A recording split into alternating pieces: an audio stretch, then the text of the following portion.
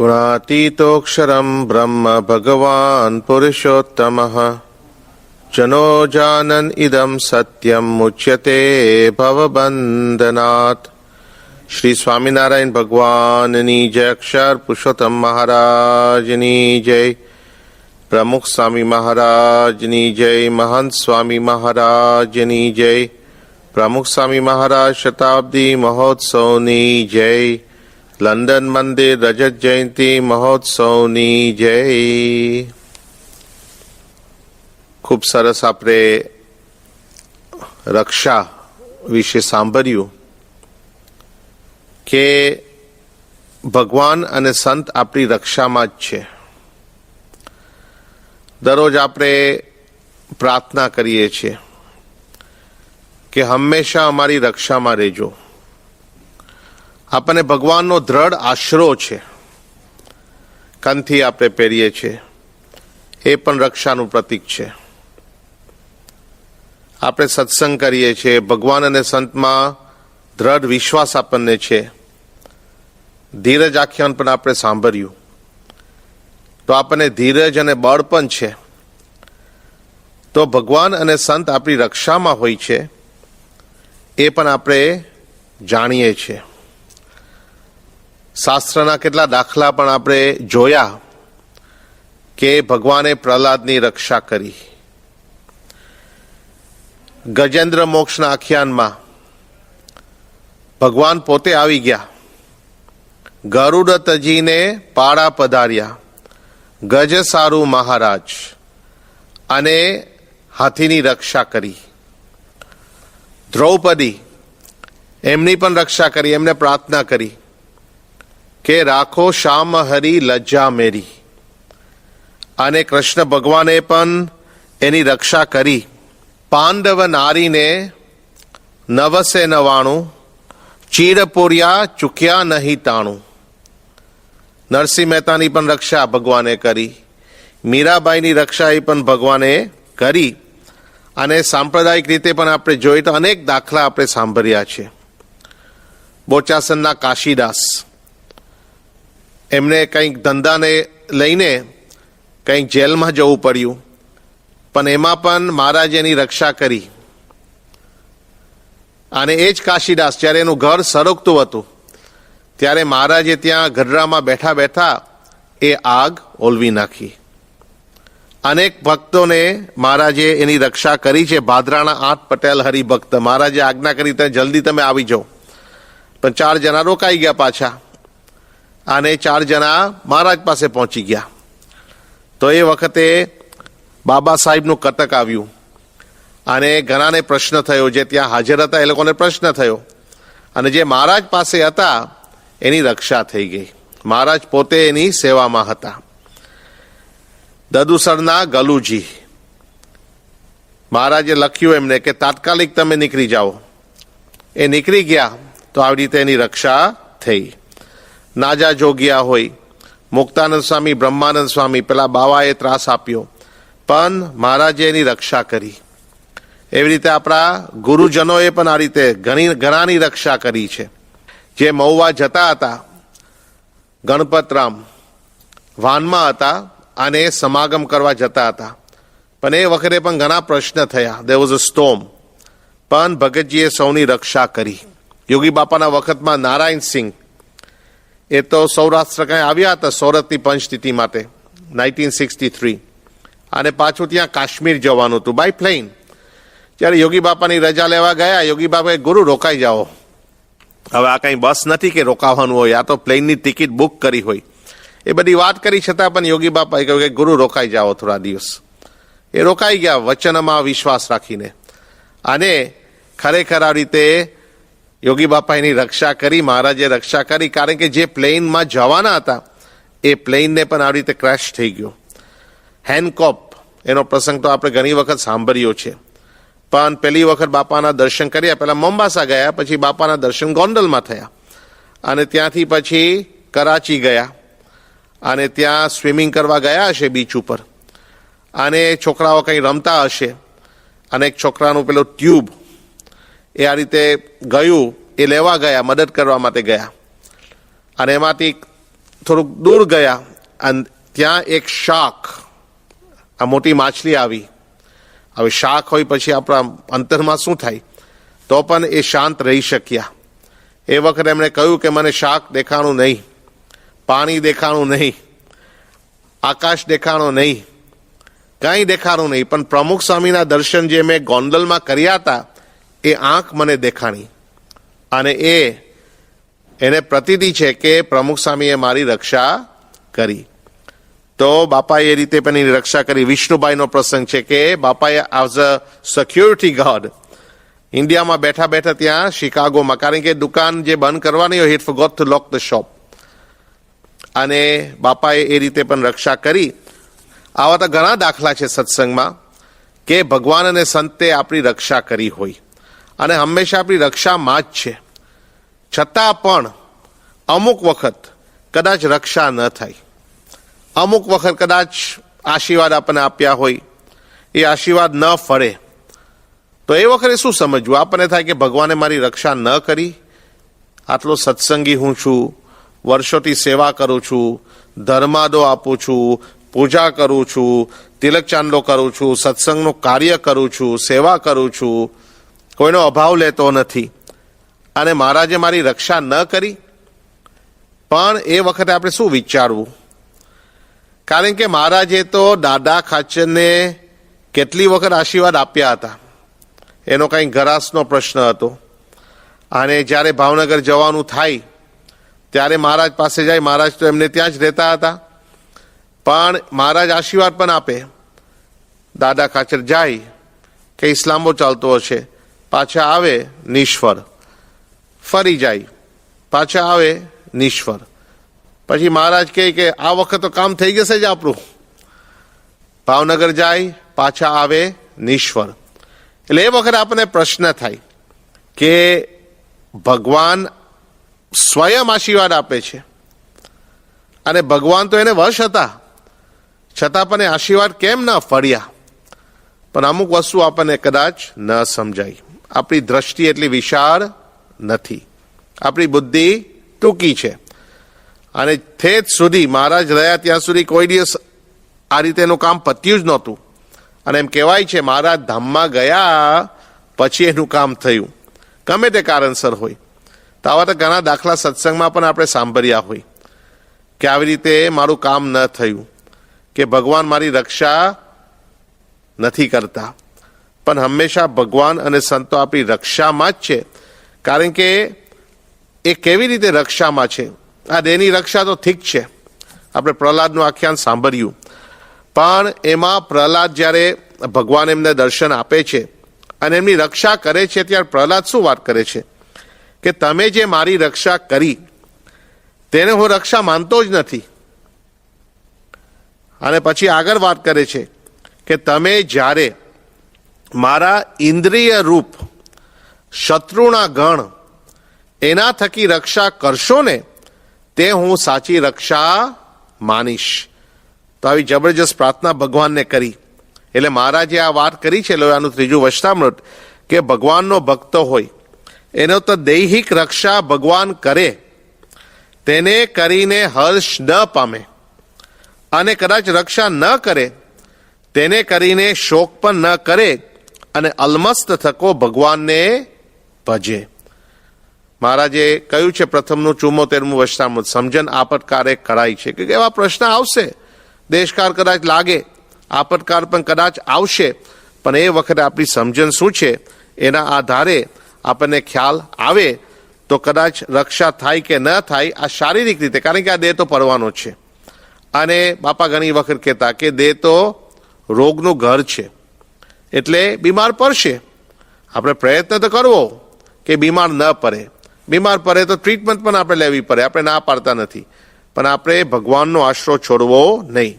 કારણ કે ભગવાન અને સંત જે રક્ષા કરે છે ને, કે મુખ્ય વસ્તુ કે આપણા મોક્ષ માટે અને આપણું કલ્યાણ થાય, જીવનું સારું થાય, આપણી પ્રગતિ થાય, આપણું સારું થાય. ભગવાન કરે તે ભલા માટે, ભલે કદાચ આપણને દેખાય કે ન દેખાય, આપણને સમજાય કે ન સમજાય, ભગવાન જે કરે છે આપણા સારા માટે છે.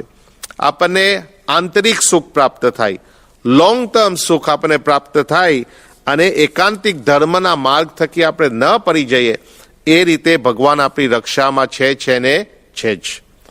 અને કેવી રીતે આપણી રક્ષામાં છે? ગુણાતીતાનંદ સ્વામીની વાત છે કે ભગવાન તો પોતાના ભક્તની રક્ષા એ કરવામાં જ બેઠા છે. કેવી રીતે?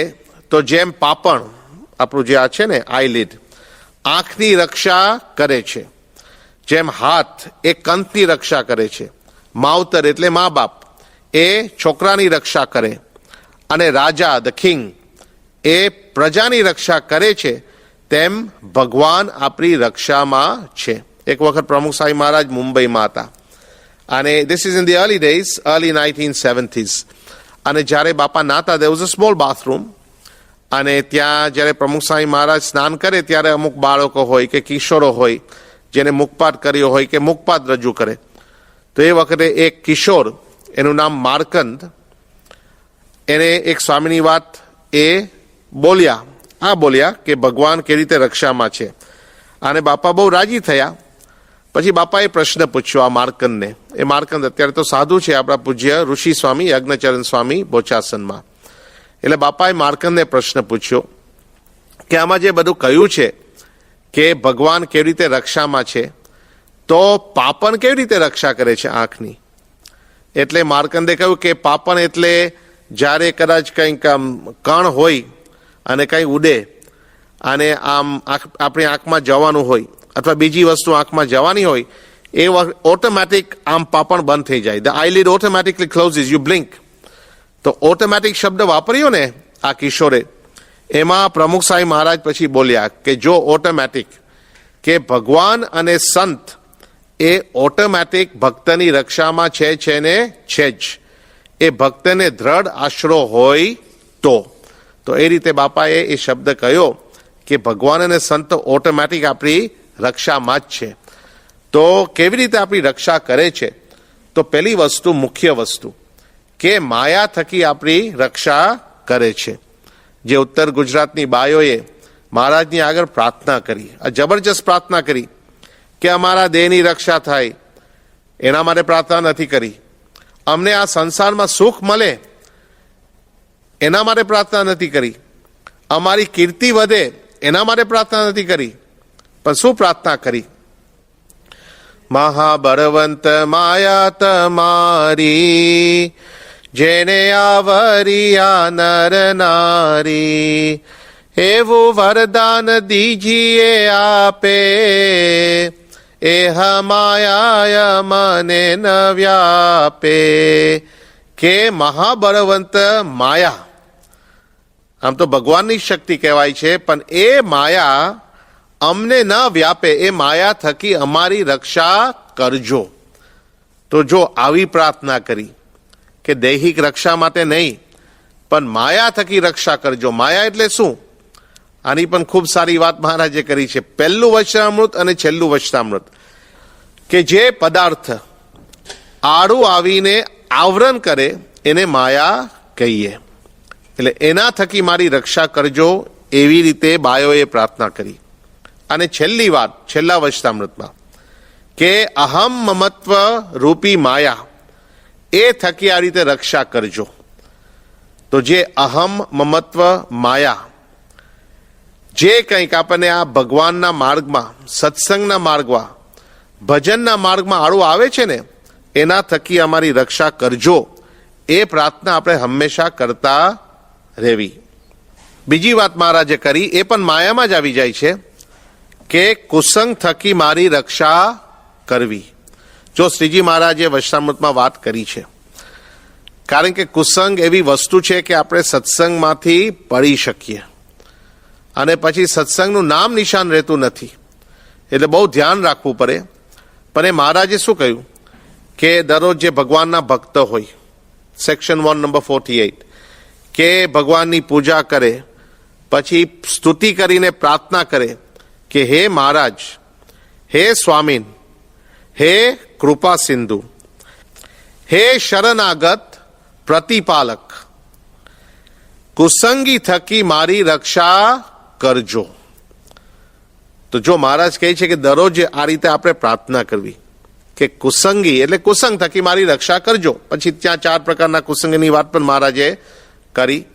પણ એનાથી પણ આગળ મહારાજે આપણને વાત કરી કે અંદરનો કુસંગ અને કદાચ સત્સંગમાં પણ કુસંગ હોય, કોઈ મોડી વાત કરનારું હોય, અભાવ અવગુણની વાત કરતા હોય, નેગેટિવ વાત કરતા હોય, તો મહારાજે વારંવાર કહ્યું છે કે વાત કરવી નહીં અને વાત સાંભળવી નહીં. ગુણાતીતાનંદ સ્વામીએ કહ્યું કે નિત્ય લાખ રૂપિયા લાવે પણ સત્સંગનું ઘસાતું બોલે તો મને ગમે નહીં. અને મહાન સાંઈ મહારાજ વારંવાર સમજાવે છે કે આખી દુનિયાની સેવા તમે કદાચ કરો પણ ભગવાનના ભક્તનો અભાવ કે અવગુણ લેતો હોય ને તો પછી એ આ રીતે કોઈ દિવસ આ રીતે સત્સંગમાં વધે નહીં. અને આ સ્ટેજ ઉપરથી બાપા મહાન સાંઈ મહારાજ આપણને કહ્યું છે કે પ્લીઝ પ્લીઝ પ્લીઝ અભાવ અવગુણમાં પડતા નહીં. કારણ કે એમને ચિંતા છે કે સત્સંગમાંથી કોઈ પાછા પડે તો એમને દુઃખ થાય છે. એટલે મહારાજે અંતરશત્રુની વાત પણ કરી છે. એ પણ કુસંગ કહેવાય, આપણા બધા સ્વભાવ.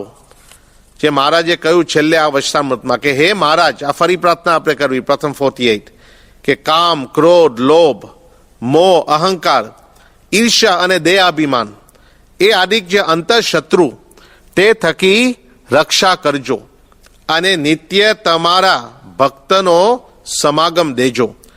એવી રીતે નિત્ય ભગવાનની પ્રાર્થના કરવી અને કુસંગી થકી અને અંતરશત્રુ થકી નિરંતર ડરતા રહેવું.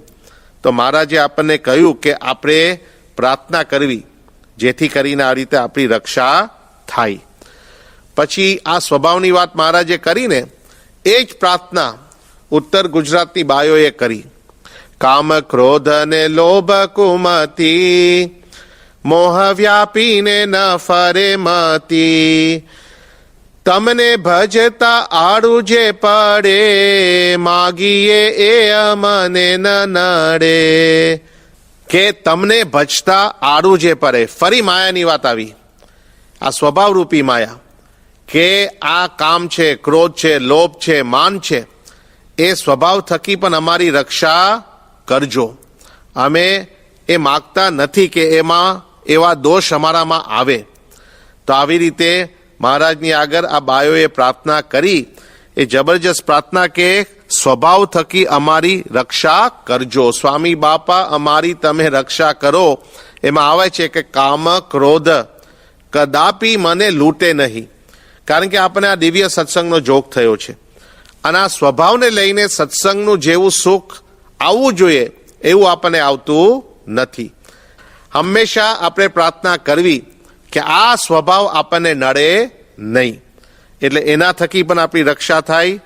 અને ચોથી વાત, આપણે માયાની વાત કરી, કુસંગની વાત કરી, સ્વભાવની વાત કરી, અને ચોથી વાત જે છે કે હંમેશા ભગવાન આપણને ધીરજ અને બળ આપે.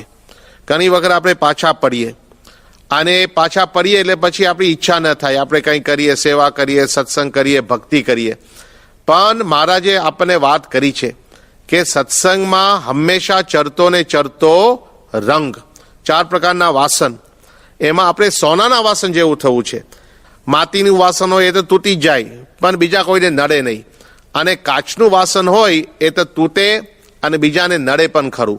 પણ આપણે તો સોના જેવું થવું છે. એટલે આપણે હંમેશા ભગવાનની આગળ પ્રાર્થના કરીએ કે મારી રક્ષા કરજો, કે કોઈ દિવસ આવી રીતે એ મોડપ મારામાં ના આવે અને હંમેશા મને ધીરજ મળે, હંમેશા મને બળ મળે. જો અર્જુન આટલા મોટા હતા છતાં પણ એ પણ પાછા પડી ગયા. જ્યારે લડવાનો સમય આવ્યો ત્યારે એમને પ્રશ્ન થઈ ગયો, પણ એ વખત કૃષ્ણ ભગવાને આવી રીતે એમને વાત કરી. ગીતાનો પાઠ આખો કહીને છેલ્લે શું વાત કરે છે કે સર્વ ધર્માન પરિત્યજ્ય મામ એકમ શરણમ વ્રજ અહમ ત્વામ સર્વ પાપેભ્યો મોક્ષ ઈષ્યામિ મા શુચ. કે કૃષ્ણ ભગવાન શું કહે છે અર્જુનને કે તારા મનના માનેલા ધર્મ એ તું ત્યાગ કરી દે અને એક ભગવાનનો આશરો તું કર તો હું તારી રક્ષા કરીશ. સર્વ પાપ થકી હું તારી રક્ષા કરીશ, ચિંતા કરતો નહીં. તો જો ભગવાનનું બળ હોય તો આવી રીતે કોઈ પ્રકારનો વાંધો આપણને આવતો નથી. એટલે છેલ્લે અર્જુને કહ્યું કે કરીશ્ય વચનમ તવ, અને આખું યુદ્ધ થયું.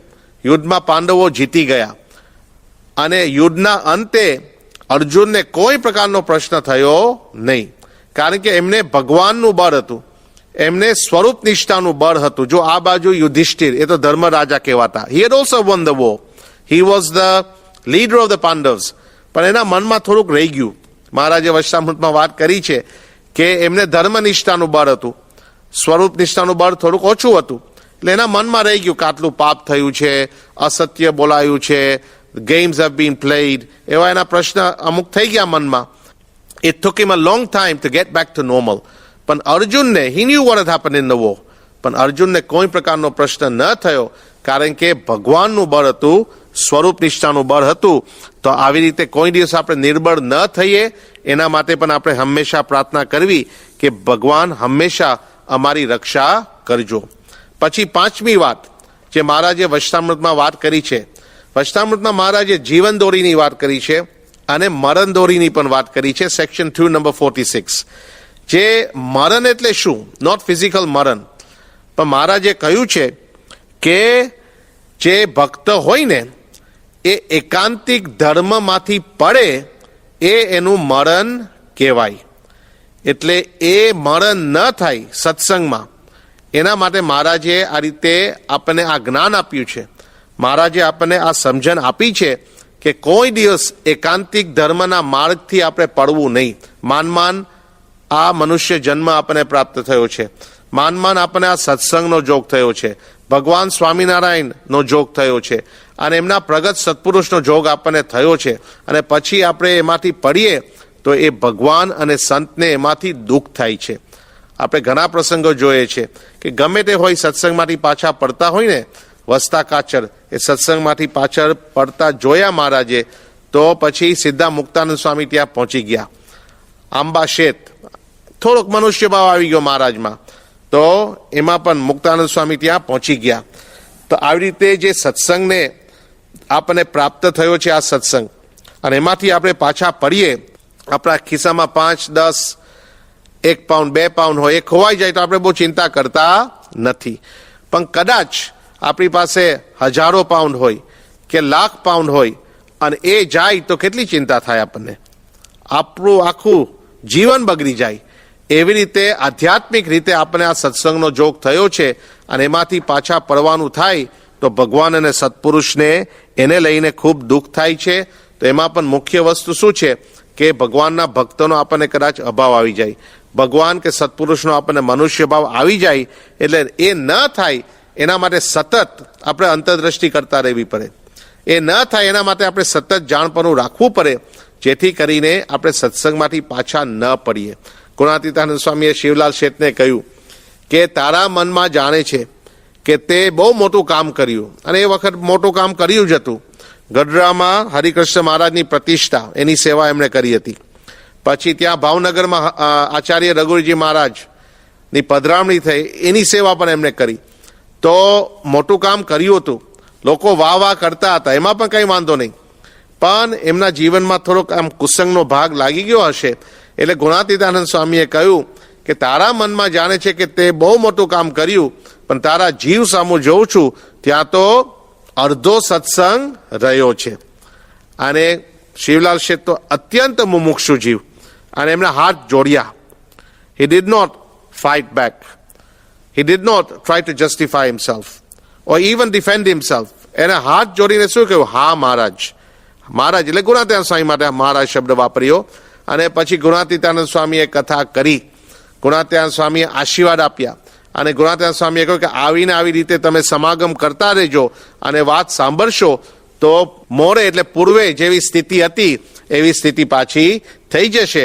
તો એવા મુમુક્ષુ જીવ હતા, તો એ સમજી શક્યા કે હું સત્સંગમાંથી પાછો પડી રહ્યો છું, અને પછી લાઈનમાં પાછા આવી ગયા. એટલે ભગવાન અને સંત કે કોઈક પાછા પડે એમને એ ગમતું નથી. આપણે જોઈએ છે કે પ્રમુખ સ્વામી મહારાજ હતા, કે મહંત સ્વામી મહારાજ છે, કે આપણા સંતો છે, કે આપણા વડીલ હરિભક્તો હોય, કે ઘણી વખત આ રીતે સમજણ આપતા હોય છે અને રિપેરિંગ કરતા હોય. કોઈ પાછા પડી ગયા હોય, કોઈને કંઈ પ્રશ્ન થયો હોય, એટલે વારંવાર કરવું પડે. શા માટે? જેથી કરીને કોઈ જીવ આ સત્સંગના માર્ગ ઉપરથી પડે નહીં. એટલે હંમેશા એ પણ આપણે પ્રાર્થના કરવી કે અમારી રક્ષા કરજો, કે અમને આ દિવ્ય સત્સંગનો જોગ થયો છે અને અમે કોઈ દિવસ પાછા પડીએ નહીં.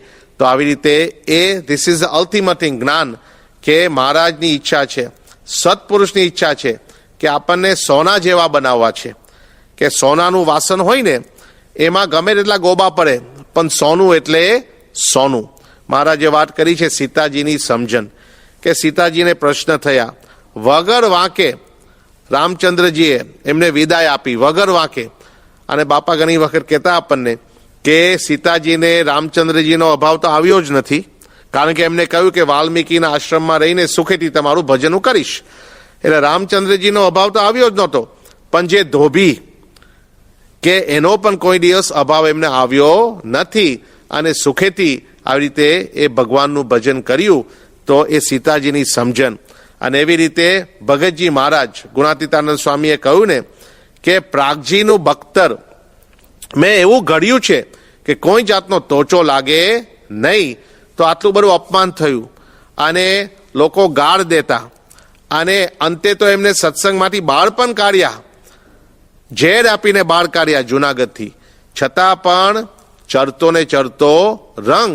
તો આપણે એવા થવું છે, સોના જેવું થવું છે. પ્રમુખ સાહેબમાં જે એક વખત સારંગપુરમાં હતા, અને ત્યાં રંગમંડપમાં જ્યાં શાસ્ત્રીજીની મૂર્તિ છે ત્યાં બાપા દર્શન કરતા હતા, અને બાજુમાં પાર્ષદો હતા, નવી દીક્ષા લીધી હશે, અને ભગતજી મહારાજનો જન્મદિવસ હતો એ દિવસે. અને સંતોએ પ્રશ્ન પૂછ્યો કે આ રીતે બાપા શું પ્રાર્થના કરો છો? એટલે બાપાએ કહ્યું કે હું એવી પ્રાર્થના કરું છું કે તમને બધાને ભગતજી જેવા સુખિયા કરવા છે. તો જો આપણે ભગતજી જેવા થવું છે, સોના જેવું આપણે થવું છે. જેમ ગુણાતીતાનંદ સ્વામીએ કહ્યું કે મહારાજે કહ્યું કે દરેકને મુક્તાનંદ સ્વામી જેવા કરવા છે, જેથી કરીને સાચવવા ન પડે. તો આપણે હંમેશા એ ભગવાનની આગળ એવી પ્રાર્થના કરીએ કે અમે તો તમારો આશરો કર્યો છે, એ આશરો દ્રઢ થાય અને હંમેશા તમે અમારી રક્ષામાં રહેજો.